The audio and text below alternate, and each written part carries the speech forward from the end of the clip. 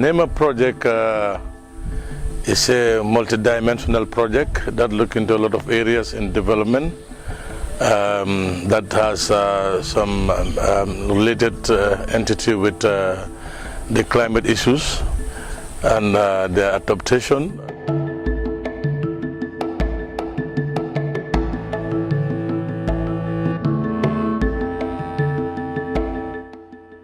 In the uplands, we work on the valleys that, for example, the water,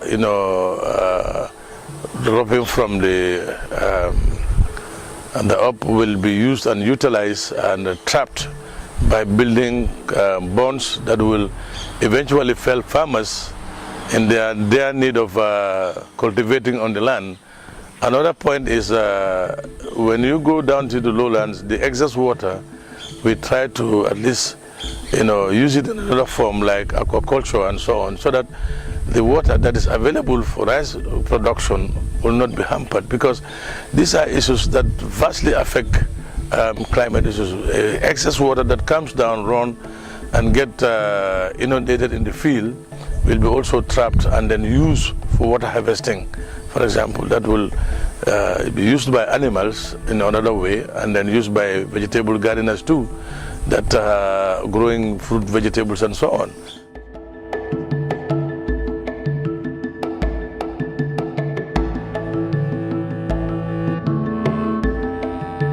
It has always been in the interest of IFAD to look into women issues, and especially in the youths.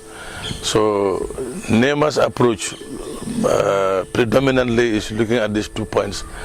One, women, and two, the youths, because these are the vulnerable part of the society that are left behind. So what NEMA's approach look into first is to where the impact will be affected through the intervention of those people.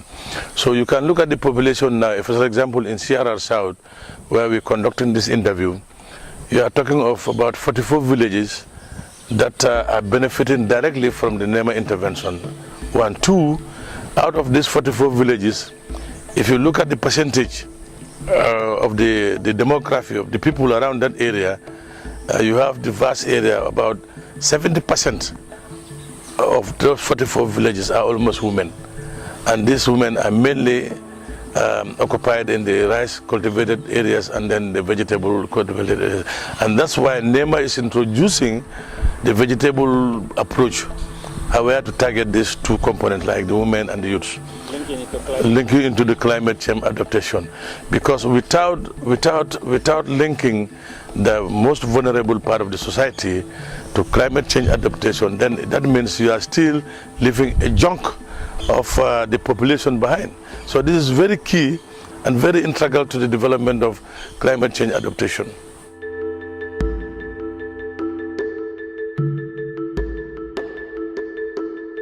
We protect the farmland by building contour bonds. These guided contour bonds will divert the water so that when it rains, there is a minimal runoff that will escape those bonds to come to the village. So we are very successful in that.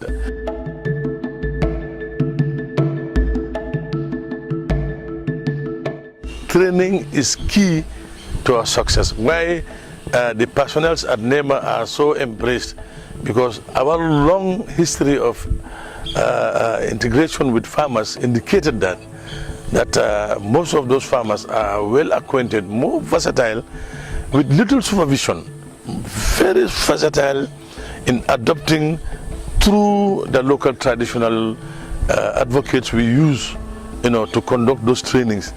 And those local advocates are very, very successful in doing that. Because recently we just conducted a training on that component in Wasu, in Brikamaba here, in Basse, and it was very, because we use the traditional communicators, to reach different dialects in the Gambia, which is very successful. So average Gambian farmers now realize within their localities that what is climate change adaptation, what is climate change impact in their own localities.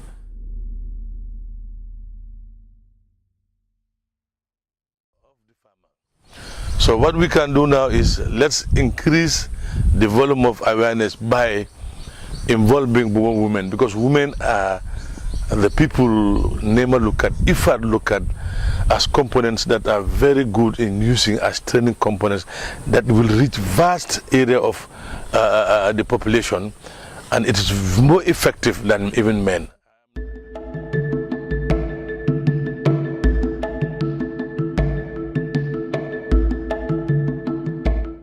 For example, the defunct Jahali Pachar, way back in the 80s, from 84 to date, has transformed a lot of areas from pump irrigated to tidal irrigation. These irrigation components have their own mitigating factors. Or for example, they have their pros and they have their cons. Pump irrigation force water, to reach areas that are unreached. Okay, but tidal irrigation goes at a pace that is very slow. So, but though it has also advantages too, it's less expensive.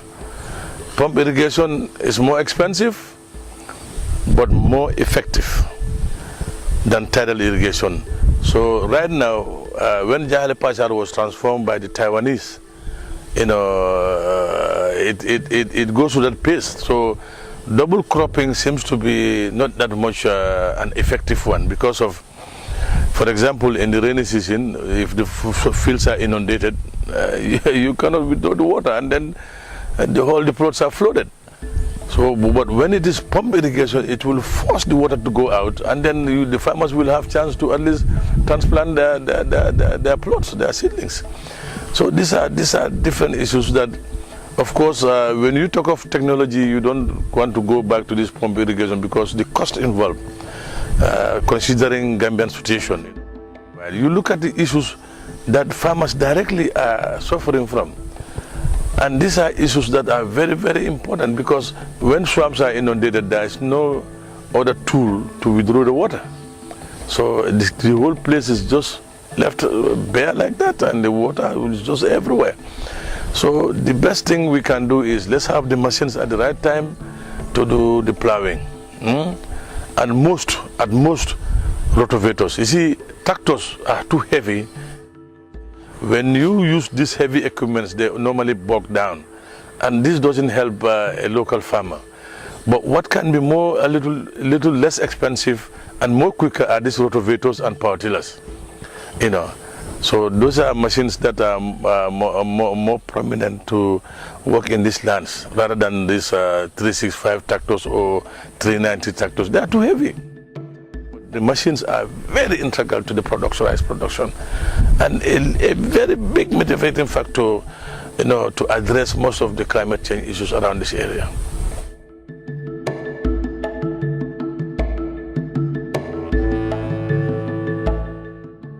I will advise my fellow agriculturists, my fellow technical people, that let's be at the step door of the farmers to address their situations, because when we have to address the situation, let's address it from the grassroots. We cannot address at the office there. These are issues that are burning issues, and they should be addressed daily. So if we are not at the footstep of the farmers, we cannot help them, of course. So when we talk of development and progress in the Gambia at the office level and not implementing it at the grassroots level, then what we are talking about is useless and meaningless. It won't work.